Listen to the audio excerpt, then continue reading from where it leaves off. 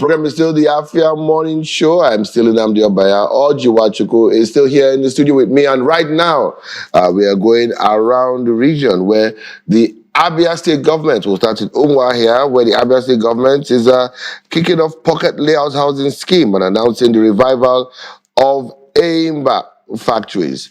Now, the Abia State Government has announced that it will soon flag off the Pocket Layout Housing Scheme, an initiative designed to provide functional and affordable housing for residents across the state. The Commissioner for Information, Prince Okey Kanu, disclosed this while briefing journalists on the outcome of this week's State Executive Council meeting presided over by Governor Alex Otti. With the opening of bids from prospective contractors, the project, a comprehensive list of successful contractors will be published within the next 1 week. Less. The project has two composite sections, namely the Old Civil Service Commission area and the defunct Abia Hotels area. The Old Civil Service area has been successfully cleared and facilitated, and the plots are ready to be allocated to prospective contractors.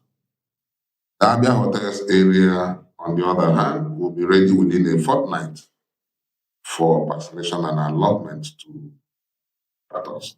Thereafter, execution works will commence even before the formal flag-off ceremony. And this project is in line with Alex Otti's vision to provide functional and affordable housing for Abians across. Now, Kanu also announced a significant turnaround in the fortunes of the Enyimba Automated Shoe Company and the Enyimba Garments Factory in Aba, stating that both firms have resumed active production after years of decline. Presently, both factories have been restored into active manufacturing outfits through innovation, strategic planning, and prudent management of available resources. To date, they've been able to establish 5 production lines for both factories. And the new management of the manufacturing outfits have gone ahead to develop new brand lines for their products that are capable of competing in international markets.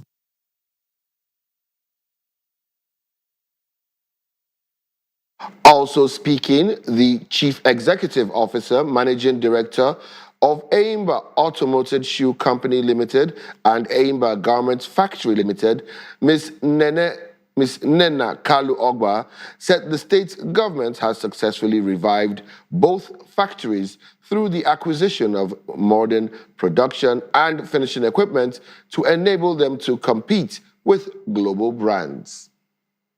We have all the machines. The governor has been gracious enough to provide the funds to purchase new machinery and to do up the place. The factories are now in a very good condition where workers are happy to work, salaries are being paid, and it's now for us to now start work and get to the top.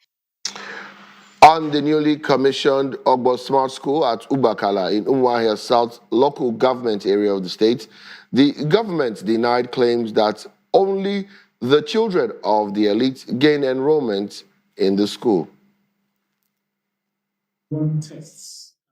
When we run tests, we are migrating from what we used to have to smart learning. So we run tests to ensure that every child there will have the capability of transitioning into the smart learning. And those ones that don't meet up, we have a way of also scaling them up to ensure that every child that goes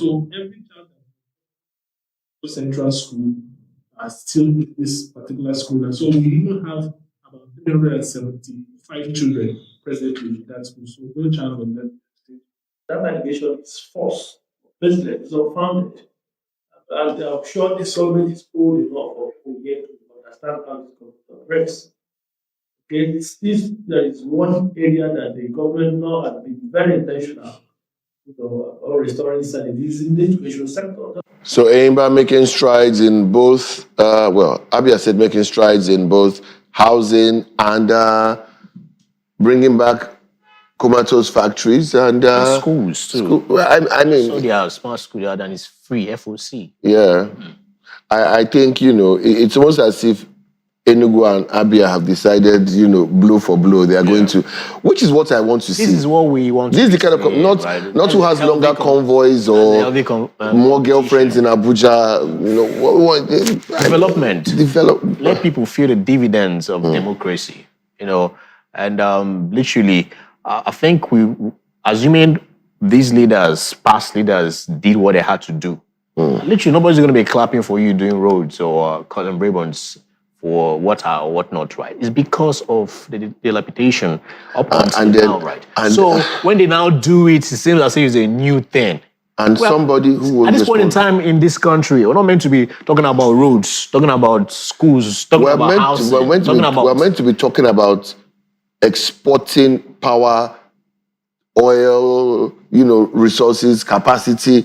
We're meant to by now be not colonizing, but economically colonizing the West African sub-region. When they say we're the giant of Africa, yes, you beat your chest that yes. I'm a giant. No, you're not a sleeping giant, an actual giant. Yeah. So it's crazy that very crazy. At this point in time, we're still celebrating these. What really annoys me is that somebody who had a chance to do something didn't do it and is now accusing the person in the office of just painting roads that Michael Okpara built. And my question was, for 8 years, why didn't you paint them? You could have painted the roads. You could have painted the road. If he's painting, you're saying he's doing, why didn't you paint it for 8 years? It's just crazy. But we hope more development comes. We look forward to more governors like we have in Enugu and Abia State. We look forward to more of that. We look forward to more healthy regional competition.